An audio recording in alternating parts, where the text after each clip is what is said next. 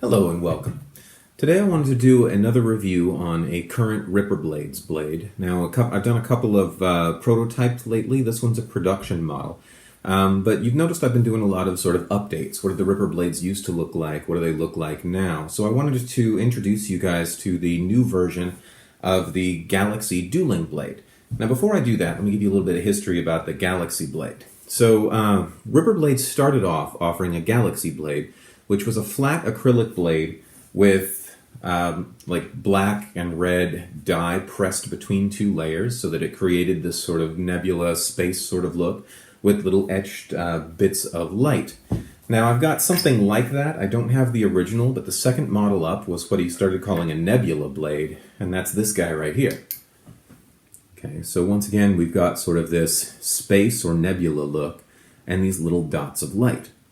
Right, so this design was popular and it intrigued people. I don't know specifically this shape, but the idea of the nebula blade intrigued people. And so they wanted to see if they could make a dueling version of that.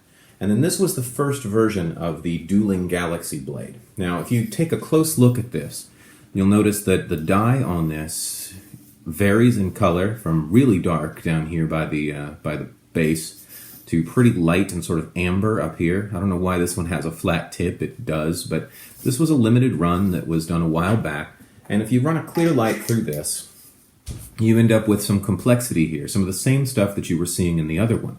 Okay, we've got blues, we've got reds and purples, we've got ambers, and they've got it's got the glitter diffusion in there, so there's sort of a star field underneath, but most of this sort of nebulous look was achieved by sort of smearing or dabbing different layers of dye of different colors on top of this blade and then coating them with something that would hold up to dueling. So it was a neat effect, and I've had this one for a while. I don't take it out very much, but it's interesting. And then I got this one. Now this is the new version, so a little bit of compare and contrast. Whereas this one was sort of splotched and dabbed with the glitter stars on the inside. This one here has sort of a sparkly coat on the outside, along with much more intricate dye patterns. You can clearly see, even when it's off, the differences between the red and the purple, etc.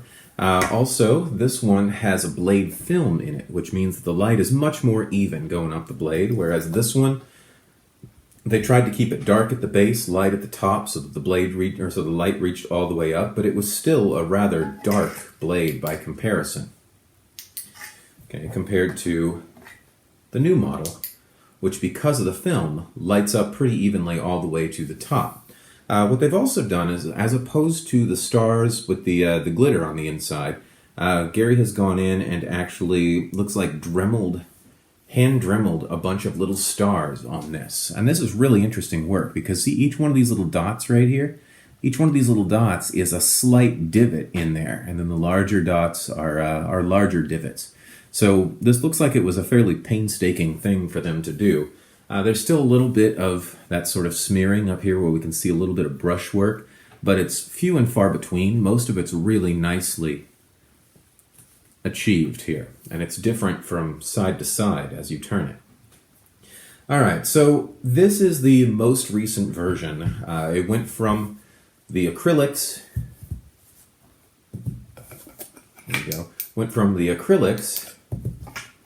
to the dueling version, which was neat, but wasn't nearly as as striking to the eye as the acrylics, and then to this, which is kind of a nice combination of both worlds. It's got the colors and the functionality of the dueling blade, but it's got the stars and the definition of the acrylic.